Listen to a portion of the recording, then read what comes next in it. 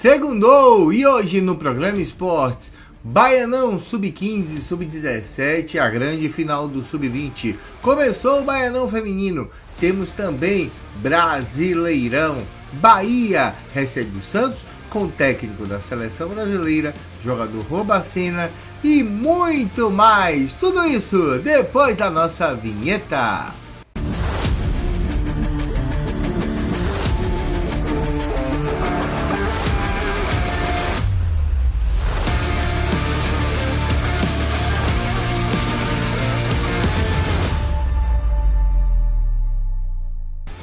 Começando o seu programa Esporte, para deixar você muito bem informado, eu sou João Luiz e eu vou começar chamando o aniversariante de hoje.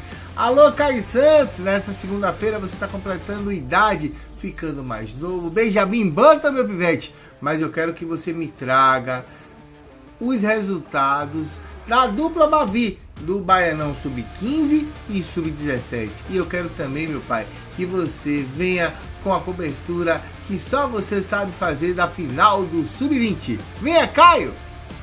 Fala, João, um salve para você, um salve para os nossos telespectadores do Esporte 40G na 40G TV. Segundou, papai, vamos falar de quê? Da filmadora TechPix? Não, vamos falar de divisão de base, babinha ali atrás rolando. Então, a quarta rodada do Campeonato Baiano Sub-15, o Vitória jogou fora de Salvador e bateu o Jacobina no estádio Otávio Souza Santos em Serrinha por 2-0. O Bahia, por sua vez, jogou no CT Evaristo de Macedo em Dias d'Ávila e venceu o Vitória na Conquista por 9-0.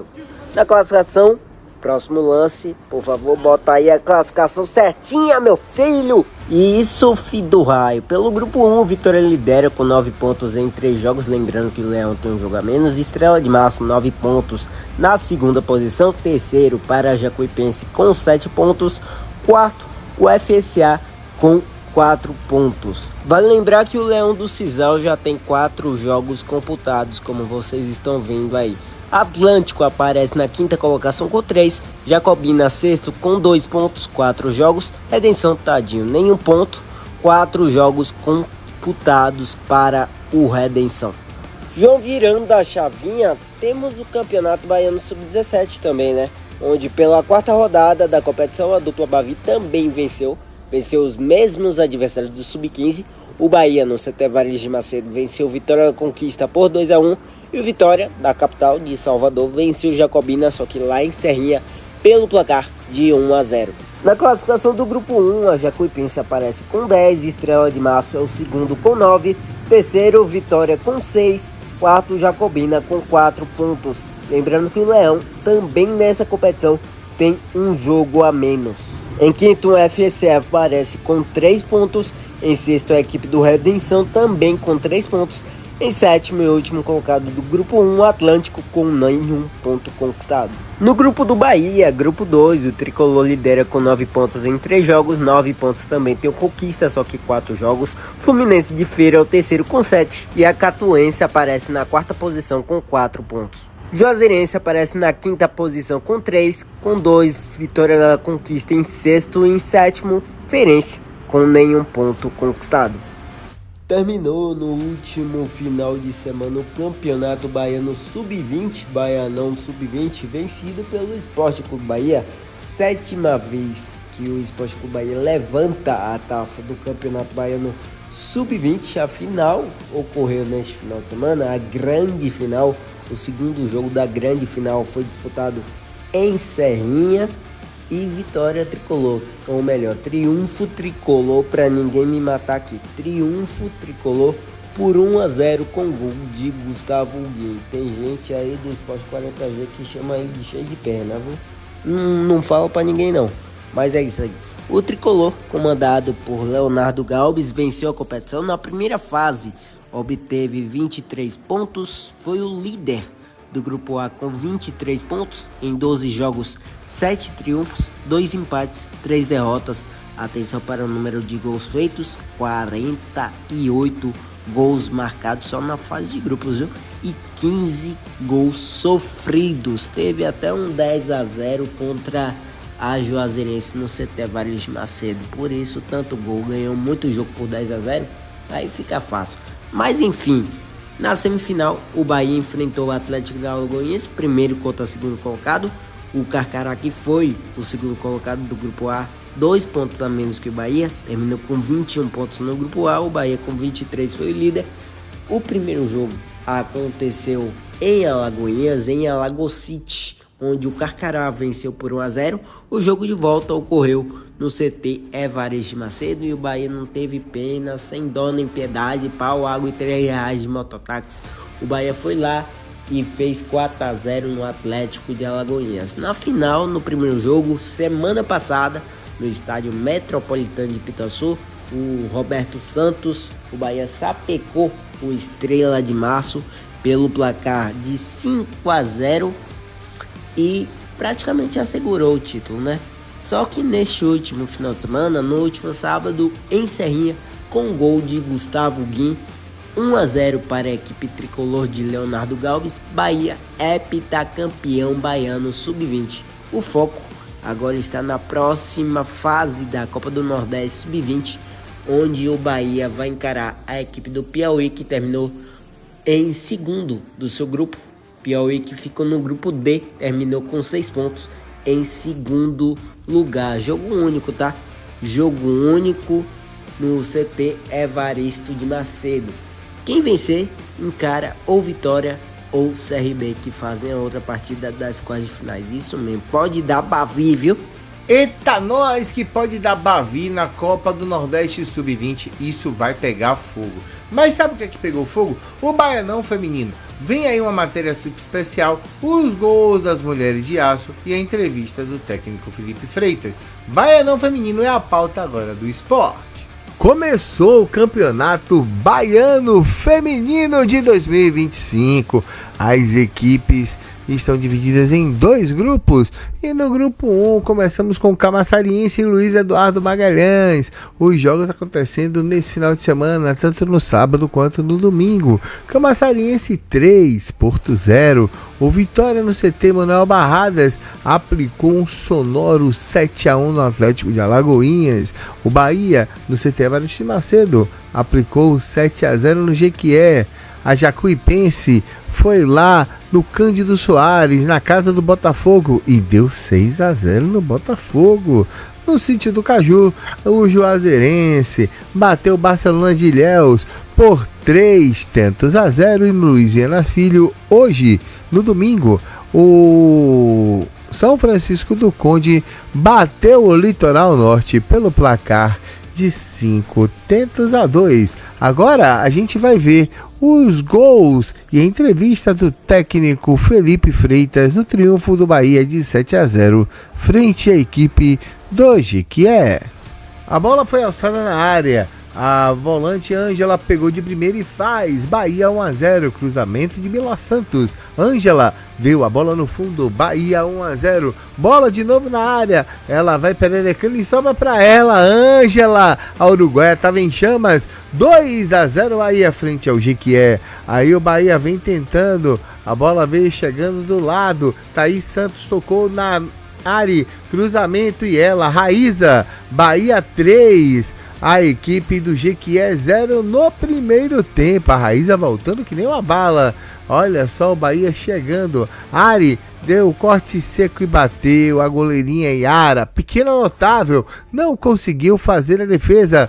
Bahia 4, Jequié 0. Final de primeiro tempo. Olha a Ari aí, ó, fazendo seu gol na estreia do Baiano. O Bahia começou o segundo tempo como quis. Ari rolou e ela, Isa Fernandes, fazendo a sua estreia pelo time feminino do Bahia. Faz o quinto, não perca as contas. Bahia 5, Jequié 0. E aí a Vilma resolve fazer o golaço da tarde, dribla todo mundo e bate. A pequena notável só olha. Bahia 6, Jequié 0. Aí para fechar o placar, olha a Vilma correndo muito rápido, rapidíssimo para fechar o placar. A bola vem na direita pela Mila Santos. Gica, ela sabe que a canção não tá perdida. Bahia 7, Jequié 0. Bahia estreando bem no Baianão feminino. A estreia das Isas, né? Isa Fernandes e Isa Reis. Gostaria que o senhor falasse da importância de começar o campeonato bem, com placar expressivo, e a importância também da estreia, das estreias, né? Isa já tinha jogado mas hoje foi o primeiro gol dela. E também falar um pouquinho da atuação da outra Isa, a goleira, que teve seu primeiro jogo hoje com as mulheres de aço. Boa tarde, primeiramente agradecer e parabenizar você, Maria Vitória, e o campo delas. É muito importante ter mídias falando do futebol feminino, principalmente do futebol feminino baiano. Nós precisamos disseminar um pouco mais, então muito obrigado e sejam cada vez mais bem-vindos aí nos nossos jogos. Bom, falando primeiro sobre o jogo, é importante estrear vencendo, é importante estrear vencendo e fazendo saldo de gol. No ano passado, coincidentemente, o meu primeiro jogo foi contra o Jequié. Nós vencemos por apenas 1-0 na época. Aqui nós fizemos uma evolução em relação a isso. É importante salientar que o futebol baiano ele precisa ainda ser visto com um pouco mais de cuidado e com um pouco mais de zelo. Nós precisamos ter instituições olhando com mais carinho. Eu não sei, mas as coisas que eu ouvi do que houve com esse grupo do Jequié vindo para cá é uma maneira que a gente pode repensar para que elas tenham melhores vivências, melhores condições. Não vou falar, mas eu acho que é importante isso ser falado. Um ponto que é importante para eu trazer sobre o jogo é a nossa versatilidade competitiva. Então hoje nós estreamos a Yasmin jogando, fez seus 90 minutos, jogou como zagueira, jogou como ala, fez uma estreia sólida, tentando fazer algumas ações muito positivas. Você mencionou agora as duas Isas, Isa Cruz e Isa Fernandes, ambas fazendo estreia dentro de casa, dentro do nosso CT aqui, né? A Isa Fernandes ainda tinha entrado no jogo anterior, mas fez o primeiro gol. É importante, o Bahia está sempre de olho no mercado, são duas atletas completamente talentosas. Tive a oportunidade de trabalhar com ambas, a Fernandes no Cruzeiro e a Cruz no Santos e no Flamengo recentemente. São atletas de grande qualidade. O gol da Isa mostra isso, é uma atleta que tem uma qualidade defensiva e ofensiva muito boa. Eu acredito que assim como as atletas do nosso elenco que tem evoluído bastante, a gente tem treinado isso, essas atletas vão chegar para agregar e evoluir e temos olhado mais para o mercado. Certamente teremos aí um final de semestre muito positivo.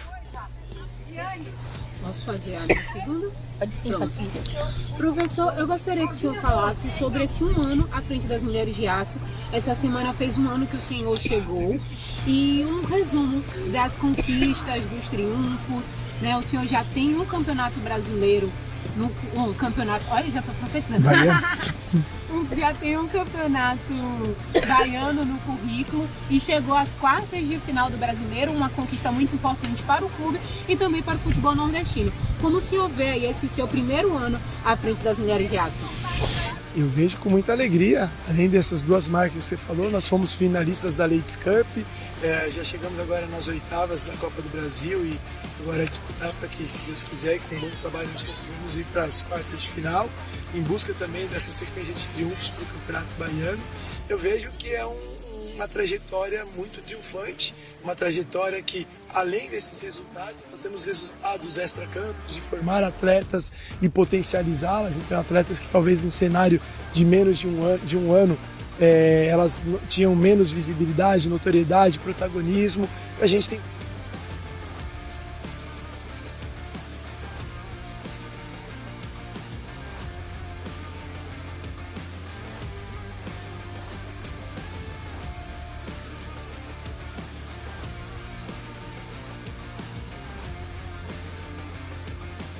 as competições regionais. Agora estamos começando o Baiano e em outubro tem a Copa Maria Bonita também. Como o senhor vê a importância dessas competições para o futebol nordestino? É muito importante que haja competições regionais em todo o Brasil, sobretudo aqui na Bahia. Eu acho que é uma iniciativa legal, tanto da parte de fazer a Copa Maria Bonita e do Campeonato Baiano.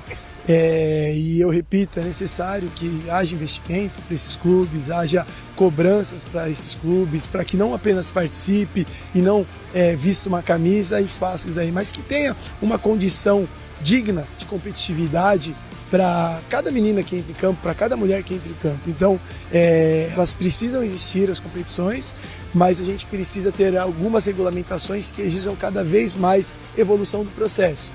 Hoje nos deparamos aqui, por exemplo, atletas de 16 anos jogando. E não é um problema que atletas joguem um campeonato profissional, mas eu tenho certeza que algumas outras ficam fora, algumas de 20, 22, 23, 24. E aí, se isso é por conta de ausência financeira, por infelizmente uma mulher estar recebendo, o clube não conseguir pagar um salário para que ela venha aqui, ela tenha que trabalhar e aí coloca uma menina só pelo seu sonho, eu acho que podemos repensar a maneira. É importante, mas ainda assim que dar passos melhores para que faça algo mais competitivo, mais vistoso e principalmente que potencialize o desenvolvimento das mulheres no futebol feminino. Nessa segunda-feira, o Leão visita a equipe do Flamengo, líder do campeonato, em duelo de opostos. Meu amigo Caio Ramos, do Panorama Rubro-Negro, traz informações desse confronto aqui pro esporte. Na noite dessa segunda-feira, dia 25 de agosto de 2025, Maracanã recebe um confronto de realidades opostas no Campeonato Brasileiro. Flamengo e Vitória se enfrentam pela 21ª rodada da Série A, às 21 horas. O Flamengo chega embalado, ocupando a liderança isolada com 43 pontos, consolidando como principal candidato ao título. Comando do técnico Felipe Luiz, o time deve ir a campo com Rossi, Varela, Léo Ortiz, Léo Pereira e Alexandre, Jorginho, Saul e Arrascaeta no meio de campo. E no ataque, Plata, Samuel Lino e Pedro. O Vitória, por sua vez, vive uma situação delicadíssima.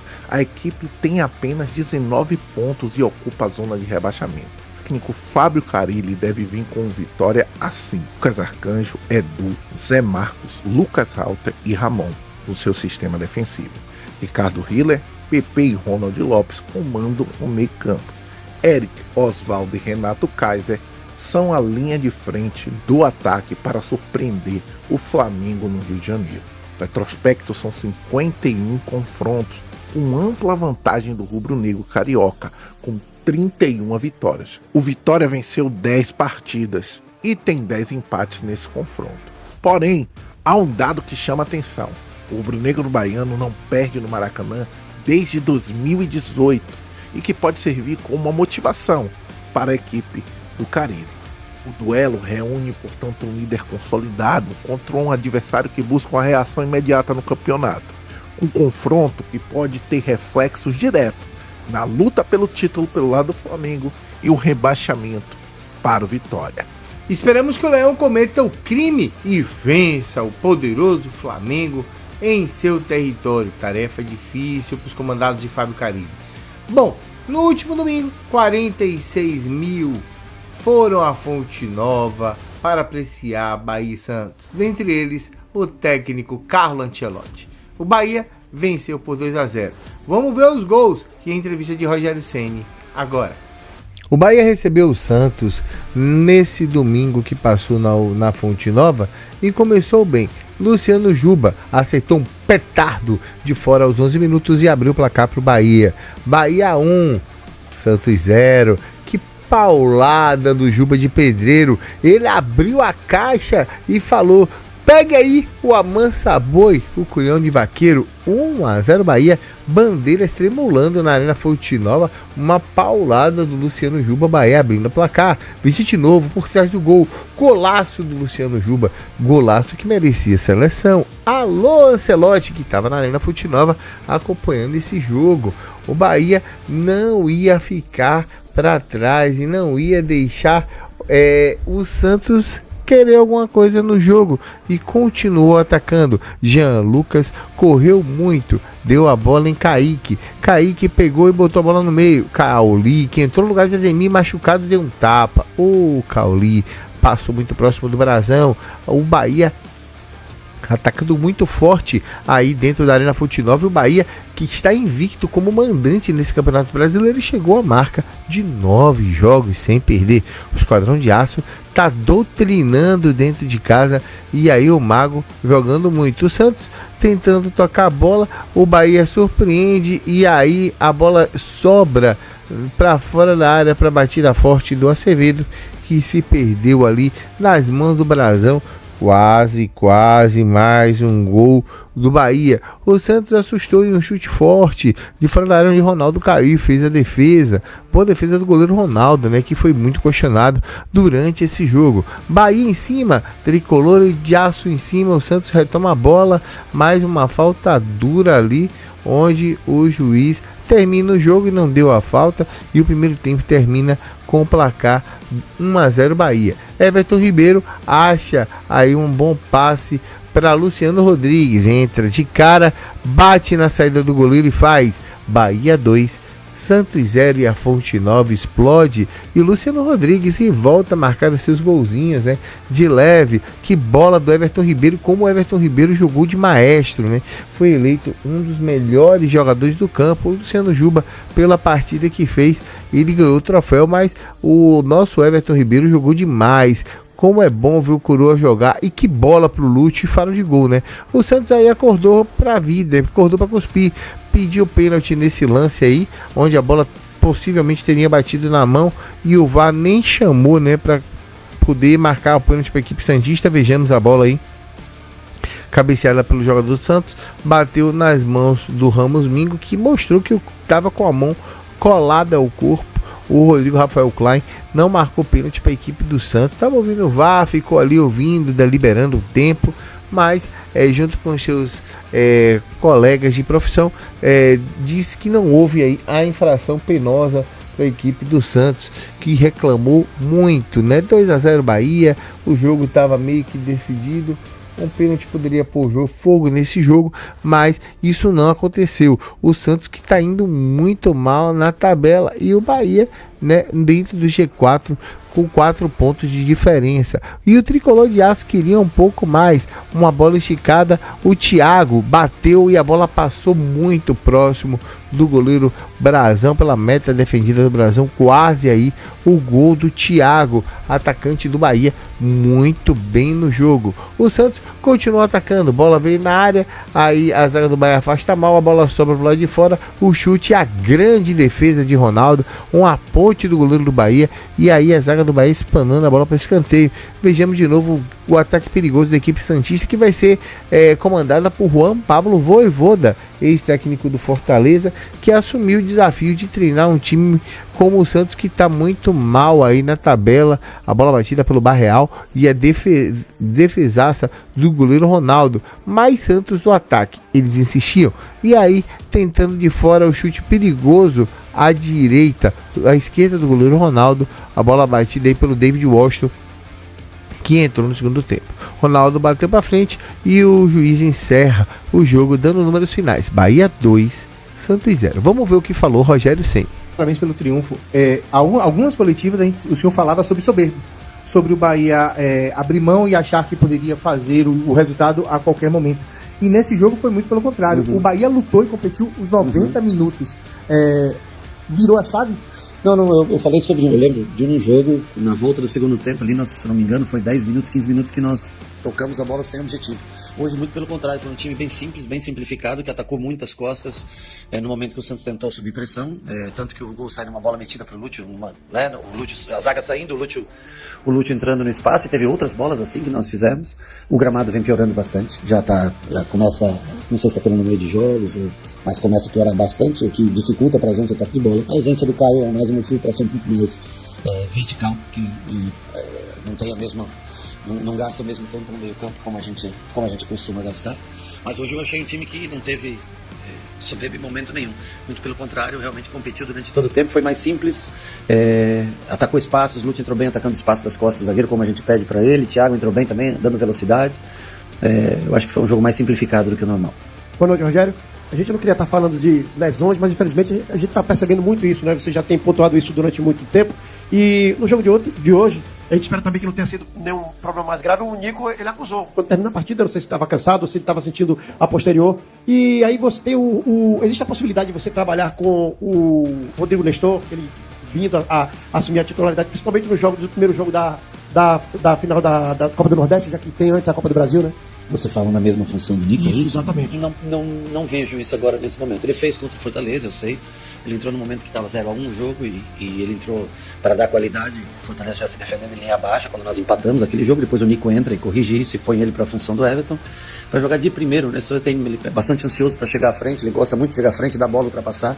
Então talvez não cumpriria, tem qualidade técnica, sem dúvida nenhuma, para fazer isso, mas eu acho que o Nico faz melhor essa função. O Nico só sentiu um pouco de cãibra, mas lesão nenhuma, nada, vai fazer recuperação e vai estar, tem Nico, tem Rezende nessa função de primeiro para os próximos jogos, assim eu espero, né? E o Nestor sim pode fazer esse segundo homem, quando jogamos lado a lado ali, ele fazendo ou até mesmo na função que ele entrou hoje, que foi a do Everton, na parte mais alta, né?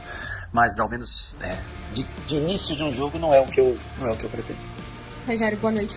Você tem uma carreira muito vitoriosa enquanto jogador, mas a Copa do Brasil foi um título que não veio pra você.